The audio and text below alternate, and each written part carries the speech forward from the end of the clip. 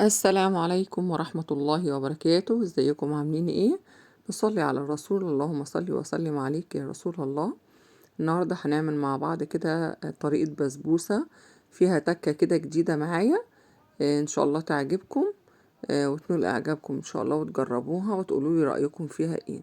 هنعمل النهاردة البسبوسة كده بنسبة النجاح عندنا بطريقة كده سهلة جدا و وأدق وأحلى، وكل ما بنزل طريقة متكررة عندي بتلاقي فيها تكة جديدة بتخليها أحلى معاكي. هنفضل مع بعض كده لغاية من كل حاجة حلوة أنزلها لكم، بجربها ولاقيها مضمونة بنزلها لكم. أول حاجة هنعملها هنزل نص كوباية سكر، هناخد عليها كوباية إلا ربع سمنة بلدي، سمنة هولندي اللي موجودة عندك. هنسيحها على النار وناخدها وهي سايحة، انا مش عايزاها سخنة، مجرد ما بتسيح باخد كوباية الا ربع سمنة اهو. وهناخد قصادها كوباية الا ربع سكر، يبقى نص كوباية الا ربع لبن دافي. انا لسه كنت غلياه يعني وسبته يهدى. يبقى نص كوباية سكر، كوباية الا ربع سمنة، كوباية الا ربع لبن. ايه بقى التكة الجديدة؟ هاخد معلقة عسل نحل. انا كده قلت يا بت ايه، انا كنت ساعات بحط عليها معلقه عسل نحل، لا ما عنديش عسل نحل. فقلت طب ما انا اجرب العسل الاسود ونشوف الطعم هيكون ايه. بجد الطعم اتغير خالص، والطعم بقى خرافه خرافه خرافه، مش قادره اقول لكم.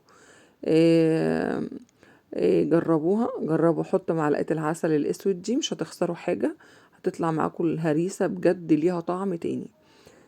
بعد ما حطينا المقادير على بعض هنبدأ نقلب الخليط ده بإيدينا، مش بمضرب، مش بأي حاجة، مش بخلاط، لا أنا عايزة تضربيها بإيدك لغاية ما تحسي إن السكر داب. شايفين لون السايل عامل ازاي؟ عطشي على ذهبي كده من معلقة العسل الواحدة اللي أنا حطيتها. وده هيدي للهريسة بردك اللون العسلي الجميل كده بتاع الهريسة اللي احنا بنشتريها من بره. هنفضل نضرب كده بايدينا لغاية ما احس ان خلاص السكر داب. وهكون مجهزة نص كيلو سميد من عند العطار. ما تجيبيش السميد المغلف ده، انا جربته قبل كده ما عطانيش نتيجة كويسة. هنحط النص كيلو السميد. النص كيلو السميد دلوقتي بقى ب13 جنيه. هنحط يعني بمقدار ربع كوباية جوز هند مبشور. وهحط بمقدار معلقة صغيرة جدا او نص معلقة بيكنج باودر. انا ما برجحش الشيفات اللي بيعملوا البسبوسة من غير بيكنج باودر، انا جربتها من شيف يعني كبيرة بالكلام، يعني فعلا فشلت معايا خالص. طبعا احنا بنجرب من بعض، مفيش حد بيخترع حاجة. حد ممكن تحطي تكاية مثلا زي ما انا حطيت العسل تكاية من عندك، لكن انتي تعملي خليط هما بياخدوا من غيرهم، والطريقة جاية من حد تاني، فمحدش ليه احتكار على حاجة معينة. بس لازم تحطي حتى لو نص معلقة بيكنج باودر على البسبوسة عشان ما تندميش. انا هنا هبدأ اللي انا اجيب صينية مدورة، هدهنها سمنة. طبعا زي ما انتوا شايفين انا كده انا لميت العجينة، لميتها بس مش عجنتها، مجرد السميد اتشرب من الخلطة اللي انا عاملاها. بدأت اللي انا انزله هنا في الصينية، وهنبدأ نفرده. لو انت عايزة البسبوسة رفيعة، في ناس بتعملها رفيعة جدا، فافرجيها في صينية اكبر هتفرد معاكي برضك. انا هنا بحب سمك البسبوسة وسط، زي اللي بتشتريها من الحلواني، ما بتبقاش رفيعة قوي، بتبقى وسط. انا هنا خلصت فرد، اتأكد اللي هو كله سوا واحد، مفيش حاجة اعلى من التانية. وبعد كده هبدأ اللي انا بعد ما خلصتها كده وسويتها هخبطها خبطتين على الرخامة عشان اضمن ان لو في اي هوا يخرج. وهنبدأ نسخن الفرن وندخلها الفرن. عبال ما تطلع هحط كوباية ونص سكر على كوباية ونص مية ونص ليمونة ومعلقة سمنة بلدي لو متواجدة. اختياري.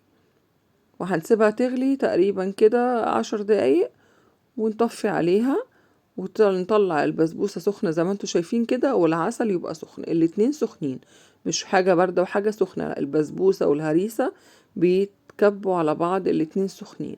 وحتى دلوقتي الكنافة بعملها كده، بس طبعا العسل بتاع البسبوسة بيبقى خفيف عن عسل الكنافة، مجرد غلوتين بتحطش السكر قد المية.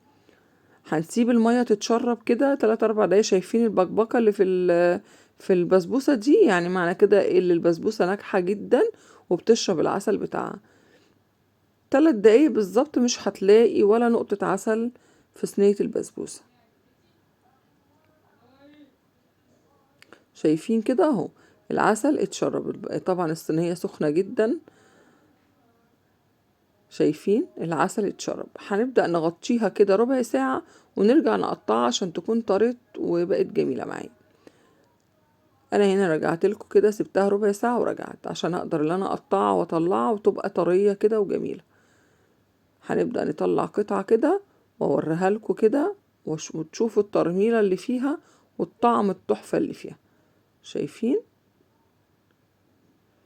معلش هي اول قطعة كده بتطلع في اي صينية لازم تطلع متبهدلة كده لان بتبقى المكان ضيق.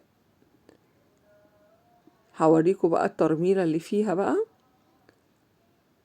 جميلة جميلة جدا، جميلة جدا، مع كوباية شاي بلبن كده وايه، او كوباية قهوة حسب ما تحبي، وكلي وروقي على نفسك في الجو الدافي ده، السقع ده مش الدافي، دفي نفسك بيها قصدي.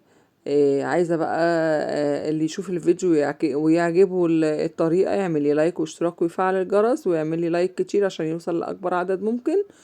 وخلاص كده أنا خلصت، والسلام عليكم ورحمة الله وبركاته.